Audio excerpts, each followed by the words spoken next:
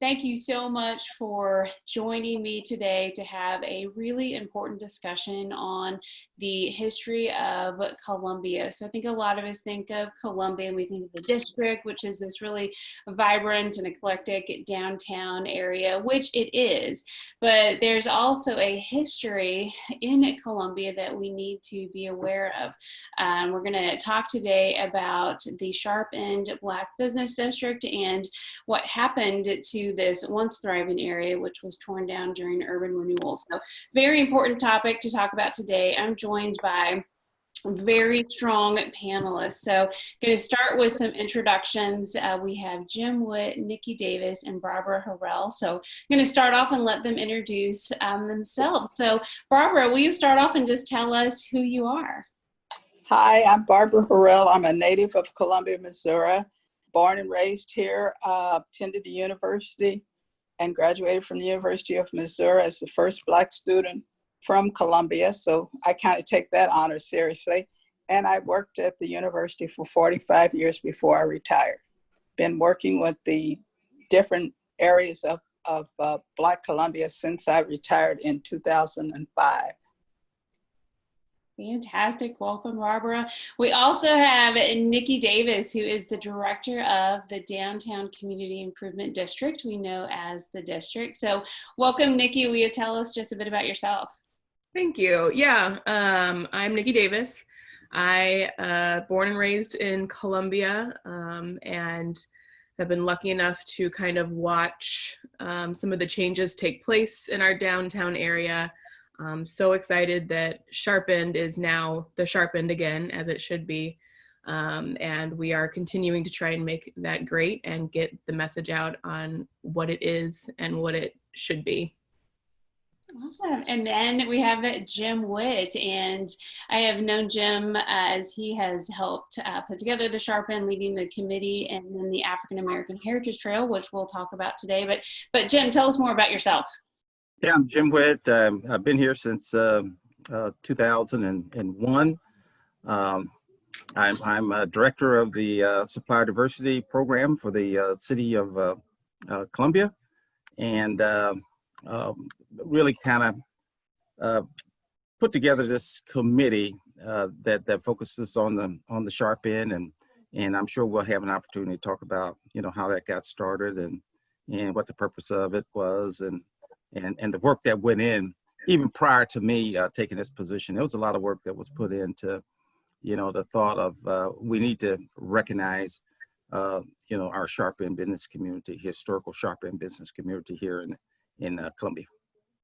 Yeah, and Jim, I think you make a good point that it is important for us to understand this history as we think about today and trying to come together as a community. A lot of people have never heard of Sharp End and don't know the history of what happened. So that's why it's so important to talk about it today. So thank you guys for all joining. And why don't we start off, and any one of you can chime in.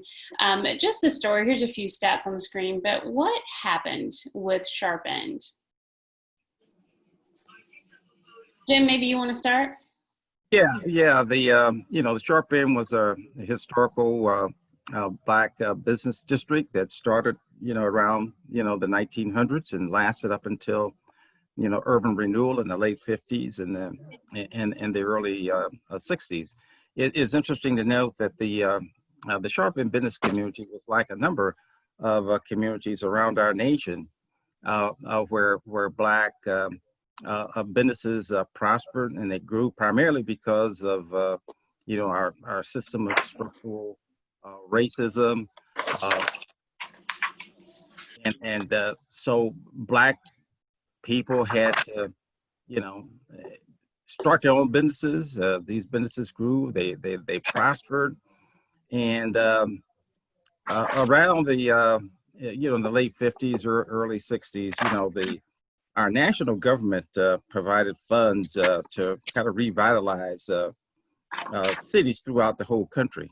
And so just like what happened here, with our urban renewal funds that came in, a lot of Black businesses throughout the country kind of disappeared. And it along with Brown versus Board of Education, integrating schools.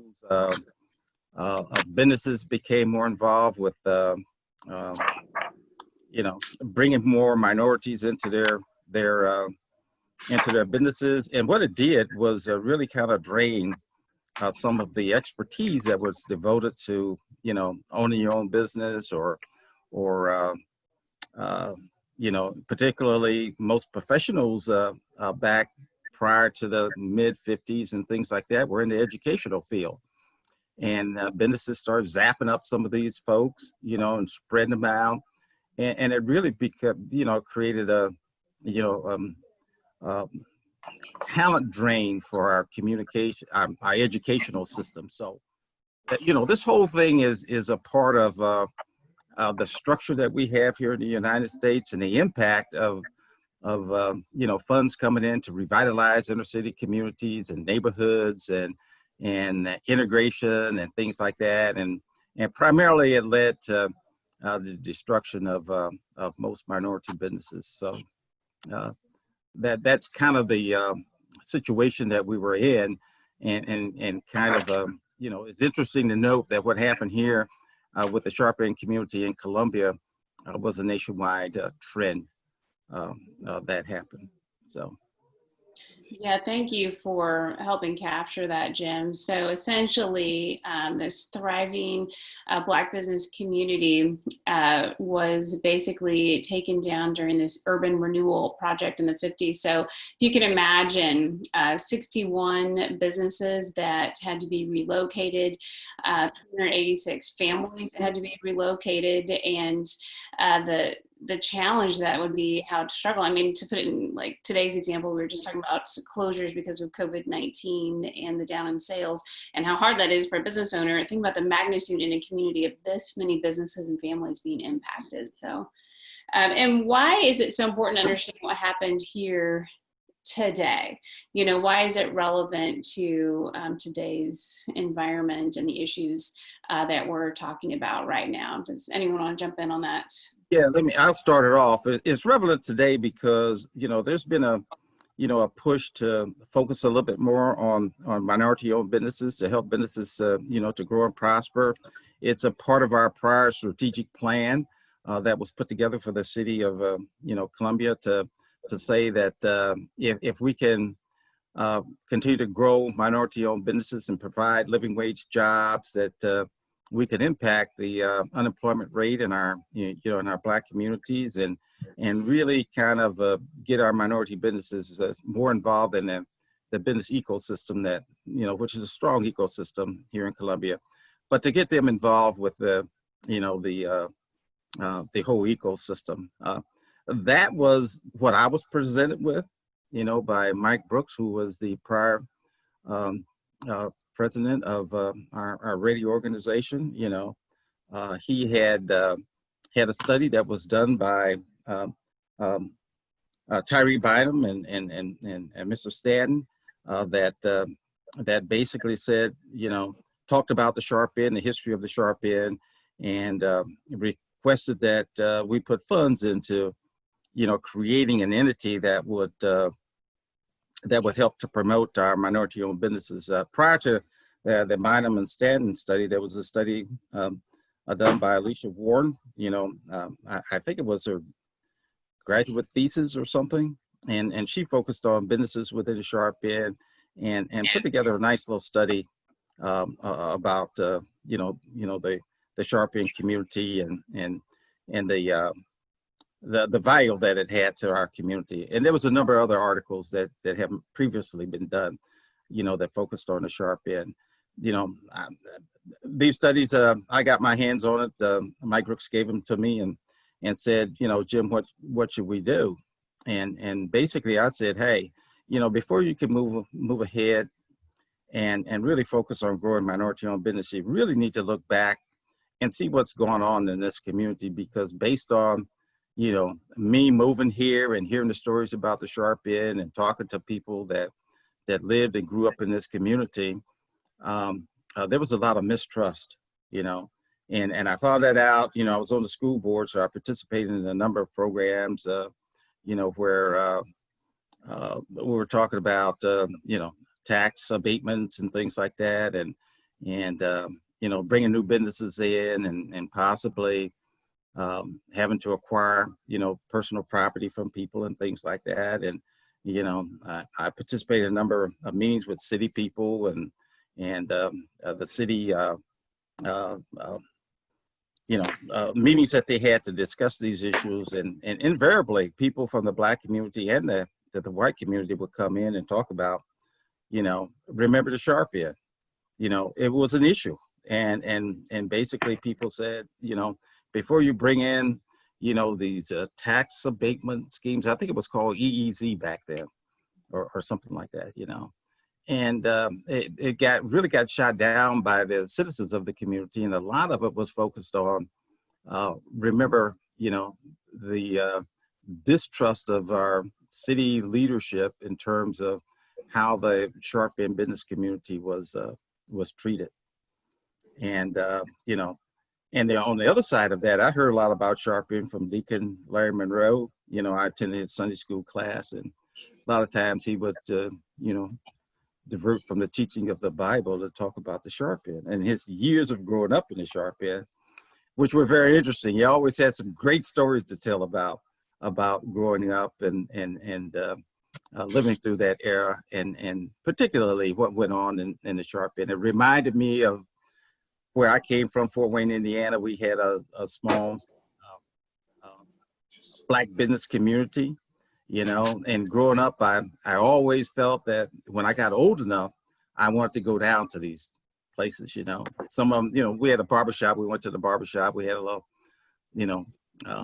place called the Green Door, where all the entertainment and things like that came. And we had a few other businesses. And my goal was to grow up and really go to these businesses. I was, wasn't old enough to do it, but by the time that I grew up, that had disappeared. So I could relate to the stories that Deacon Monroe was telling. So this whole thing kind of converged together. My work with the being on the school board, my son's school class, and listening to Deacon Monroe, and then being asked by Mike Brooks in terms of looking at these studies, what should we do? And my answer back to him was, unless you deal with this sharp end issue, you can't build trust to move forward. So let's look back in the past and let's come to grips with that, and let's recognize the contributions that the sharp end made and that the people of the sharp end made to this community, because they are part of the history of who we are. Where we are today is because of places like the sharp end. It's an integral part of who we are, and we can't forget that. And people need to know about it. And so he basically got me, Tony Messina, and said, okay, I'm turning this over to you guys. It's like, wow, how did I get this, And so the first thing that I did was contact Deacon Monroe, Barbara, Ed Tibbs, Sion, and people like that to say, hey, we need people from the community that know the history of sharp end to participate in this project, and so that we can properly, tell the story of the sharp end from the people who lived it, who parents own businesses, within the sharp end, and we need to present this in a way that's acceptable to our community, and something that will give information to our community about the history of Black businesses here in Columbia, and their contribution to making the city what it is today. So that's kind of how we got started. Fantastic. And I've got a few photos, and I'm hoping that you guys can help tell us more. So either Barbara or Jim, can you tell us a little bit about this first photo, what we might be looking at? Yeah, when it comes to the history, we really lean on those folks that grew up here, and so I'm gonna let Barb talk about that, because she knows it. This is the original sharp end. Both sides of the street from 5th to 6th Street was sharp end on Walnut, but the only thing that was different was that every business on top of that the businesses. There were homes. Those were apartments. People lived in the building. Also, the name Sharp-End has different connotations to different people. Everybody thinks of Sharp-End as a two word name, but the original Sharp-End was one word. It was Sharp-End. And so somehow it's gotten to be two words, but in looking back in the research, we found it was one word, Sharp-End. The people that were there, I never got to get Sharp-End, but from the 1900s, there were people that when we started looking at what was there, we had restaurants, we had nightclubs, we had barbershops. There was adult entertainment only on Sharp-End. Larry and others were able to get there because they don't tell them they're a bit older than I am. So they did originally get to Sharp-End, but Sharp-End had a rule, and it was a rule that came from your parents that you did not even attempt to go into that block unless you were permitted, had permission, and the people there made sure that you didn't come on Sharp-End unless you were of age, had a reason to be there. There was no loitering in that area. So that became the central place. In the day, it was business. In the evening, families, it was night entertainment for the adults. So it was the central place where we went, and it was kind of the heydays of Columbia, that we had our own. And we were truly, and nobody can say that we weren't. We were truly separate. We weren't equal, but we were truly separate in our growing up in Columbia. All right, let's go to this next one. Barbara, do you remember any? Yes. I can't believe it. These ladies are still alive, and this is so.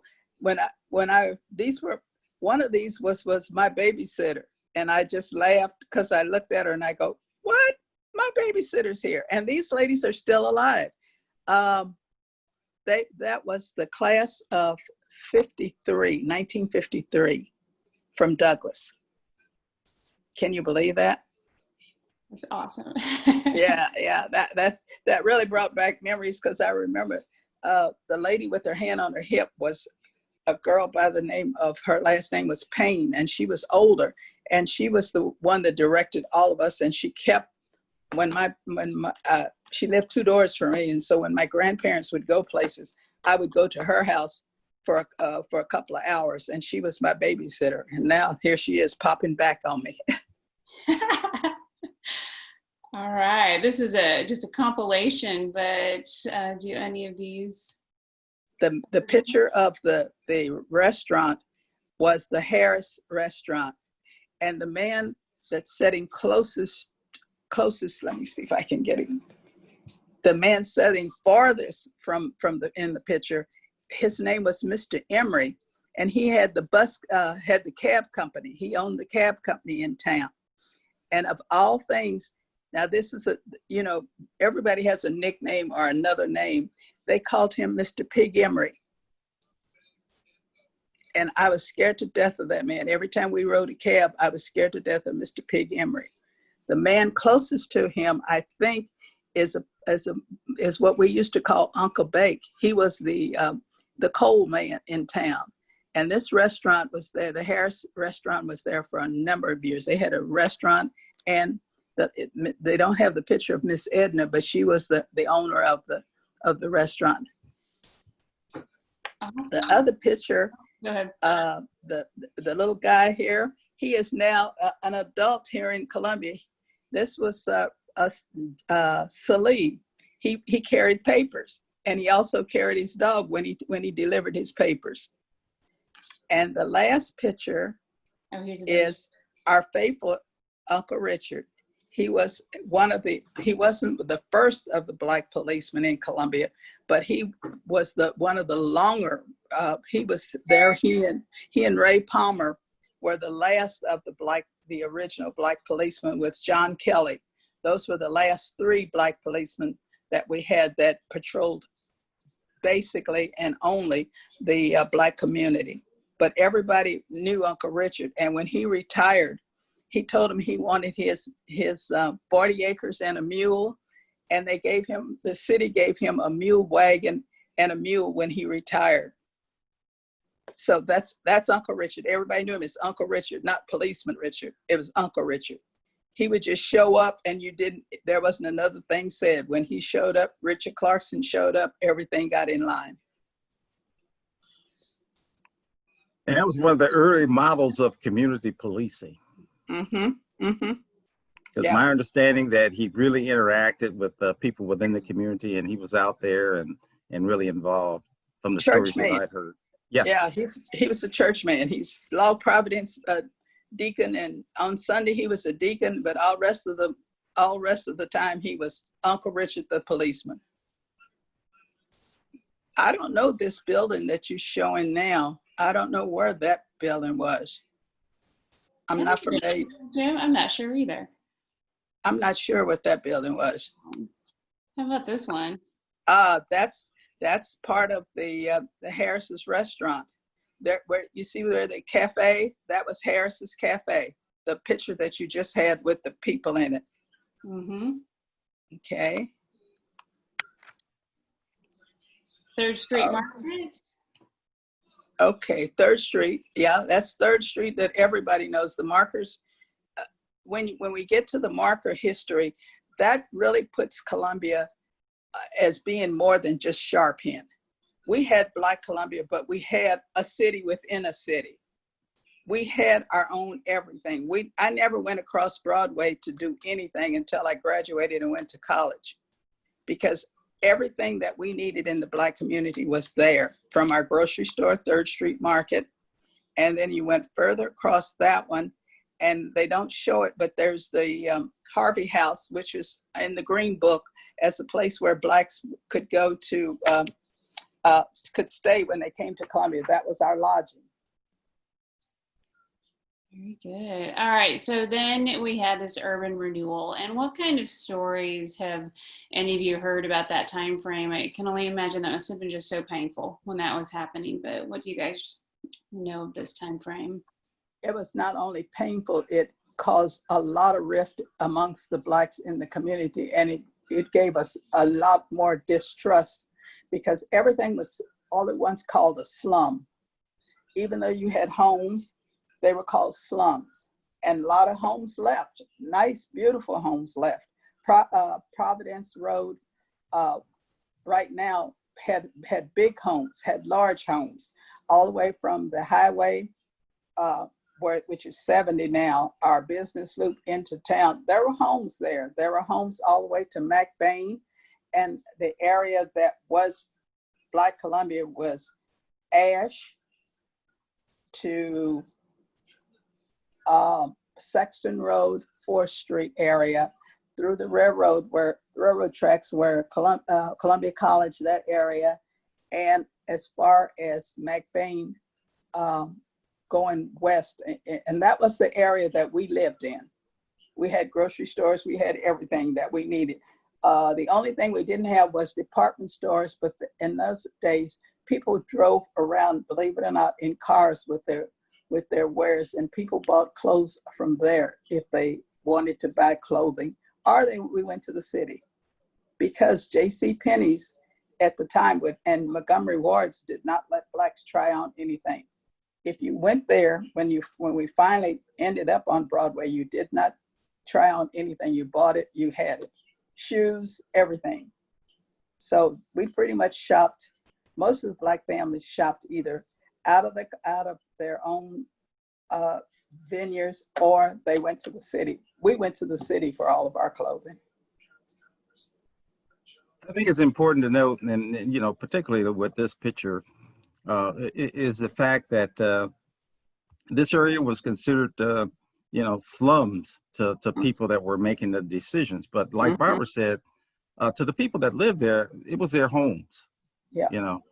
And that made a big distinction, because if you look at a place where people live, even though the conditions may not have been the best, but the people that live within those communities made the best of it. They had great families. They had great, they had businesses. They had their church. This was the place that they lived, and many grew up happy. They weren't. Everybody didn't grow up thinking that that everything is bad about everything a part of their life. They grew up, and raised families, and the majority of people were, made a success out of the conditions that they were presented with.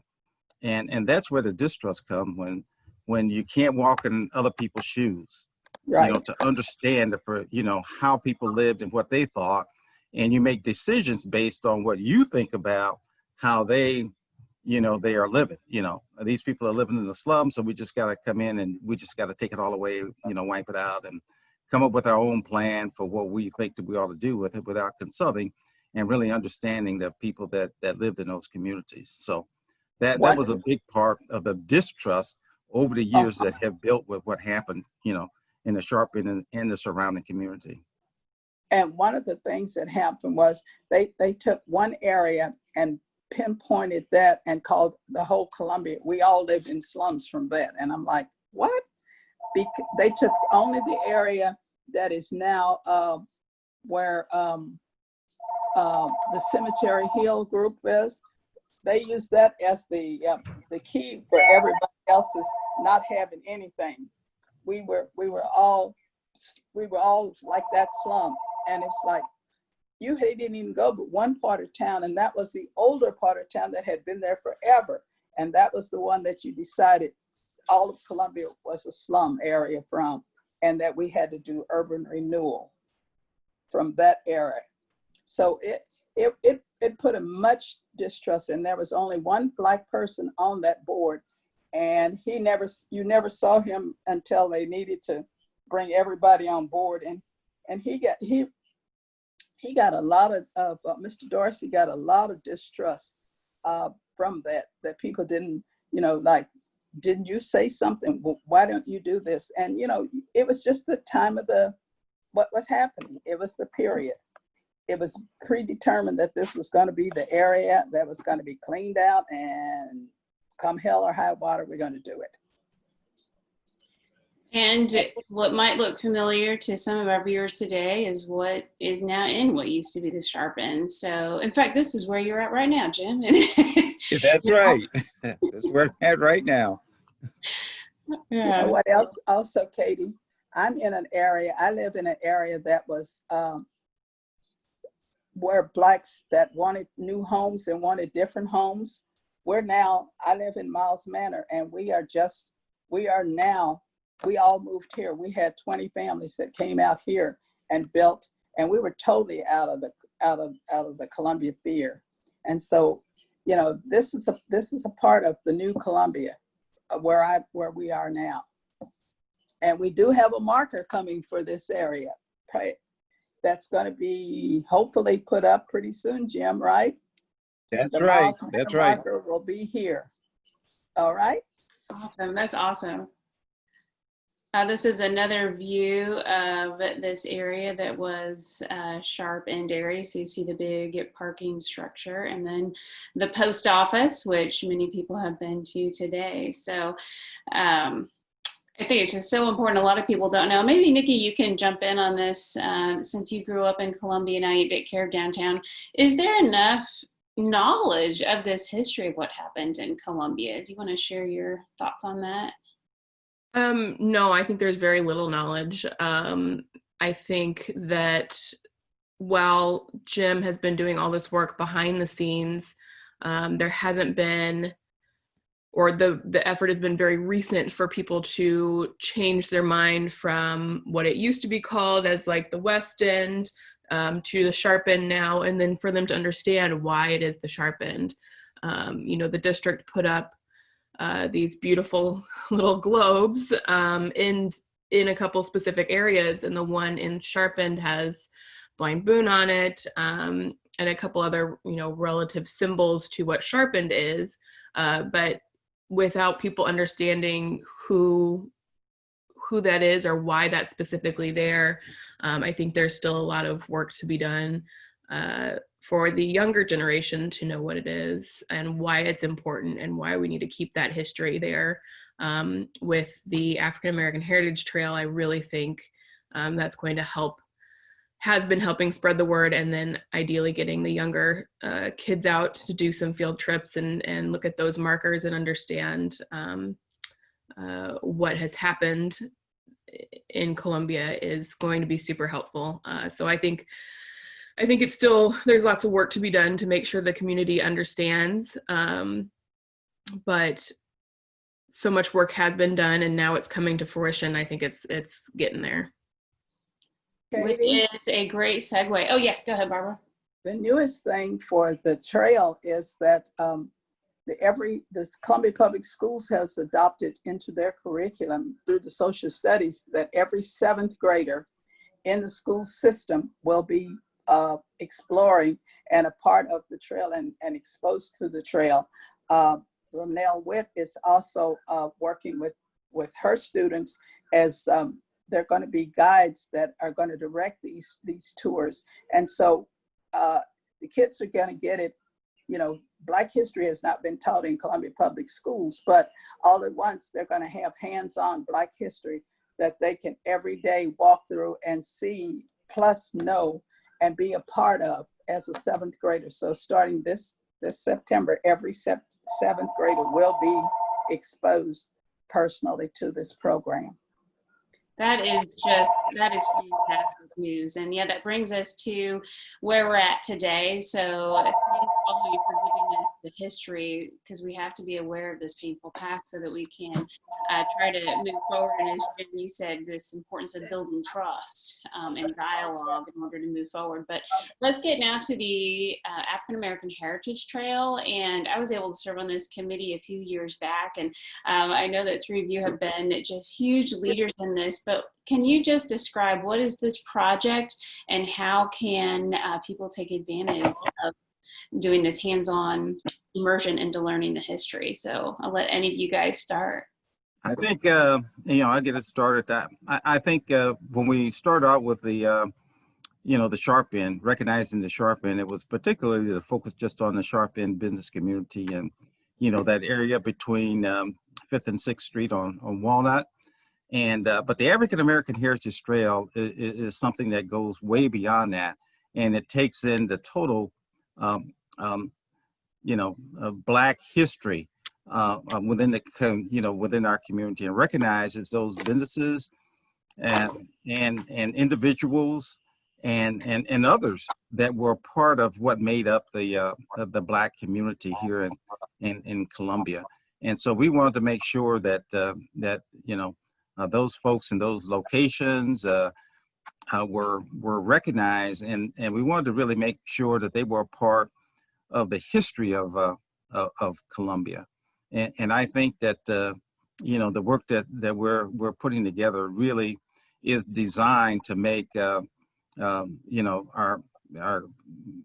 community more aware of the contributions that Black people have made, and to make it a permanent part of who we are, from a historical standpoint. And I think that's what the important part of it, And again, that was the African American Heritage Trail was an idea that had been around the community for quite some time. There was a committee prior to the work that we did that focused on, the African American Heritage Trail, and that committee, for some reason, kind of disbanded at some point in time. And so the idea of the African American Heritage Trail has been out there for quite some time. And we were fortunate enough, after I worked with the Sharp End, to take on that project. And now we've got, over 30 people, businesses recognized.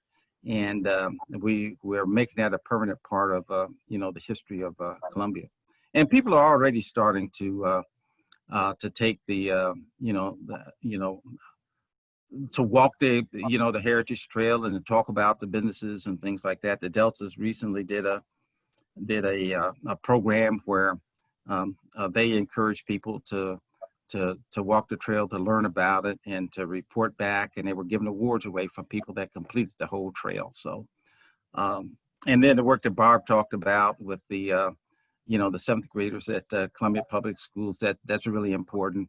And we really haven't done our, grand opening. And I think COVID-19 has really kind of set us back a little bit, but once we get through this COVID-19 period, and we get our final two markers in place, I think the grand opening is something that's going to generate a lot of interest here in Columbia, and in particular because we've got bicentennial celebrations going on with the county and the city. So it's really important. So I think we came along at a really good time because of recognizing, the bicentennial. You look back on your whole history when you do those kinds of things, and we wanted to make sure that the Black contributions to who we are as a community, that story was told from the perspective of the people, that lived it, and that's where, the indigenous people like Barb, come in, that are really important to help in making this story, the story that it ought to be. What are a few things people will find as they walk that trail? What are some of the landmarks? Like, we need to talk about Blind Boon. Someone wants to talk about that, and then other places that we'll find as we walk this trail. You want me to talk since? Yeah, Barb, I think, yeah. Since I'm the old person in the bunch? Okay. It's very interesting. Not only did we have people that were famous, like Blind Boon and his contributions, but we had people that were unknown that were made contributions, like Henry Kirkland. Henry Kirkland was a farmer. He came in as a slave. He learned a trade. He learned he took agriculture to a new level. And believe it or not, no one ever knew it, but we knew it in the Black community. He was the first Black professor at the university because he was in agriculture. He taught the ag students outside of the ag building because he, of course, couldn't go in 1907 to on campus to teach. So the kids came outside and he taught them irrigation and farming and how to grow crops. So he's one of the people that are recognized. Our children we had a nursery school that had started as a dolly house, and the next thing you know, Norris Stewart Nursery has still been in line. We had theater. We had, we had doctors, we had dentists, we had, and we had white people that lived on the fringes that were very important to our development. 3rd Street Market was owned by Mr. Jake, but Mr. Jake had all Black people that ran the store. So we all knew 3rd Street Market if you lived on this end of Providence and that area, you went to 3rd Street Market. But if you lived on the top of the hill by McBain and Garth, you went to Miss Truby's. And Miss Truby knew all of us by name as kids, and she could tell us when we came in what we could spend. And our parents had said, you have this allotment on our books, because they ran tabs monthly. So it's a combination of who was there and how even though it was segregated, there were integral parts that were inclusive of the other people. And so, I remember the cake man used to come into Columbia, and we'd all be waiting for the Manor bread cake man. He came in his car, and we always got a raspberry dinner cake. Every Sunday he showed up on Saturday, and every family had a raspberry dinner cake for dessert. And that was just a roll cake that had raspberry filling. But those kind of people were a part of the neighborhood. When the Manor man came, he'd ring his bell and everybody came. So we have all kinds of things. We had nobles. The only one was a trash man, but Mr. Noble had all the salvage and trash. And then we had Mr. Coleman, who was a big entrepreneur. He had not only the theater, the Tiger Theater, he owned that, but he owned all of that area. And Mr. Dick Tibbs was a partner of his. And Mr. Dick owns, Ed Tibbs is Dick's son, and his marker shows that used to be the best bottling company. When we were kids, we used to go by there and see the bottles roll around and get the soda pop, and the guy would always give us a sample on Saturday, for the best bottling company. So we have good memories. And it was like Jim said, if we were poor, we didn't know we were poor, okay? You know how that is? You had everything everybody else had. You may not have it in in big commodities, but we had Sunday shoes and we had everyday shoes. We had Sunday clothes, we had everyday clothes. We had all of our churches that were very much a part of, and the churches are being recognized because they've been here 150 years plus. So, you know, I get real crazy when I start talking about Columbia because I got tired of people saying, what's in Columbia? Lots of stuff's in Columbia and it's growing every day. Thank you, Nickie, for what you did and what you did, Katie, before that. We just got a lot going on, and it's inclusion of the diversity that's going to be important to us here in town. Yeah, that's a great handoff to you, Nickie. Like, where are we at today? What is happening in the district, and how do we incorporate this past into our present? Yeah, that's kind of something I was thinking about when Barbara was talking about the gentrification. You know, I think that said, did it say it had 36 businesses sharpened? At least.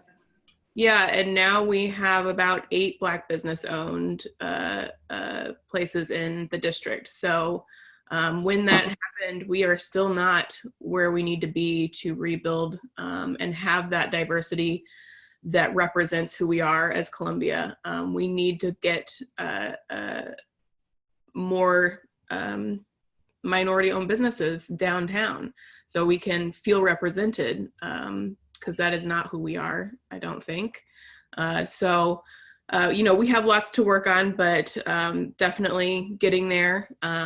It is a weird, hard time for everybody right now. And, you know, the district is doing what it can do, and we have a great community that supports our small businesses. But yeah, it's definitely pretty clear from those numbers right there that we have some work that we need to do to regain trust and invite those businesses back to our downtown. Yeah, let's turn it over, Jim, to the work that you're doing right now. Like, how do we move on that? Can you tell us about your work with the minority and women-owned business director? Well, the primary purpose of what I'm doing is helping to, to foster and grow our minority and women-owned businesses within our community. Obviously, this COVID-19 pandemic has had a devastating effect on small businesses, within our community. I think that again, we see kind of a repeat of the late 50s and early 60s when the government put together funds to help businesses weather the storm of this pandemic, and the people that basically got left out of it was very small businesses and minority owned businesses. We didn't really benefit respect to the number of businesses that we have within our communities. We really haven't benefited from the PPP programs and things like that. So we constantly see this repeat of funds being dedicated and not filtering down to the minority business community. Even with the even with the pandemic, what I'm seeing is that the spirit of entrepreneurship is really strong within the Black community. I have a lot of businesses that I'm working with now that are basically in the startup phase, and the big issue that all of them have, that the ones that I'm working with, is access to capital. What resources do you have to kind of get your businesses up and running? And there's a whole story behind that and how we got to where we are. But the fact of the matter is, minority businesses don't have access to capital. They don't have the capital. The amount of wealth that they have, is very small compared to our white counterpart businesses. So the difficulty of getting businesses up and running is something that's real, and has a very significant impact on the ability to start businesses. So, with the ideas that I have, I really have to work hard to pare it down to the point where you can get started basically, on a shoestring. If we want to get this thing started, let's be really realistic about it. Let's look at what assets that we have to invest in this, and we kind of go from there. And so, but on the other hand, I'm seeing a lot of interest. We lost a lot of businesses, and we're still kind of sorting through our directory to kind of figure out, the impact of all of that. I think that the work that Randy Cole's organization is doing with some HUD funds that we're able to utilize to invest in small businesses are really good work. We put together a committee to call all of our minority-owned businesses and women-owned businesses in our directory and kind of appraise them of, Randy's program. We started the Sharp-In Entrepreneurial Development Fund that does targeted grants for small and minority-owned businesses. That's been, our first round has been really, really successful. And so we have a number of other rounds that we're going to do. And hopefully the city will put in some money to help foster the growth of minority-owned businesses. So we're seeing some progress from that standpoint. The Women's Business Center has hired, several consultants, that focus on this area. That's good. We've got the commercial kitchen that a lot of minority-owned businesses can participate in that. So we're seeing some effort. So I think that the early work that we're doing to kind of bring this issue out is starting to pay off in other places, in organizations outside of what I'm working with. I got a lot of companies that have promoted the directory. Within their own corporation and, to the greater community. So we're starting to see efforts around the city that hopefully the long term will make an impact. It's a little work, but my daddy was a preacher, and he always said, if it ain't but two of us, we're gonna have service. So that's always been my philosophy. Whatever we can do to get things going, I don't care how small it is, we're going to make it work. We're going to have service, and so, that's what I'm kind of looking forward to. And, I really appreciate all the efforts, come October the 1st, I'm going to be moving from the city over to the Economic Development Organization under, Stacy Budden. And that's going to give us a lot more resources to work with and kind of integrate us better into the whole business ecosystem here. And so with the work that the Women's Business Center is doing, what we can do, and the work we're ready, we think that we can do a better job of impacting the growth of minority-owned businesses here in Columbia. So we're seeing signs of progress. Fantastic. Well, definite takeaways today is understanding this history, and our viewers all need to walk the African American Heritage Trail. And do any of you, is there a map somewhere that people might be able to find? Like, where should you start if you're going to take that walk? We do have a map, that shows all the sites. We're putting together our brochures and things like that. We'll have all of that information housed over at the Visitors and Convention Center, so we'll be able to access that information there, along with all of the other information that talks about Columbia and some of the historical sites and things like that. So we're looking forward. We're working real hard on that right now, and we're looking forward to getting all of that information together. I love that. And we'll have a website coming out pretty soon. We do have a Facebook page. There's limited information on the Facebook page, but we do have that out there. Okay. Fantastic. All right. This has been so helpful, I think, to understand this history. I want to give each of you just a minute or two for final thoughts. And what action would you tell someone to take to make a difference in Columbia's community? So, Barbara, let's start with you. Final thoughts to our viewers. You really got me on the spot, didn't you? Okay. I got to think quick. Think on my feet, as my teachers would say. I think the inclusion, the commitment of all of us, Black, white, city, county, state, whatever. I think the community of Columbia is setting a pace for other cities, because other cities are now looking at us, and we have to be the model and be the inclusive model that shows the diversity. Nickie's part of town, the things that Jim's doing, the things that we locally, the people that live here, we all are part of this community. Everybody looks to the university and all of that first, but we are Columbia. And I think the way that we express ourselves and share what we have everywhere is going to be very important. I'm proud of it. I'm definitely proud of it. That's the reason I got into this work after retirement. But it's important that you share what you have, and what's been given to you, you need to share it. That's awesome, Barbara. And I know that your work is so appreciated. You have done so much, and it's really powerful. So thank you. Yeah. Nickie, any final words that you'd like to leave us with? I think just educating yourself. Knowledge is power, so they say. So educating yourself on your surroundings and the world that you're living in, and like Barbara said, sharing that with anyone that will listen is super important to be able to grow and learn. So, yeah.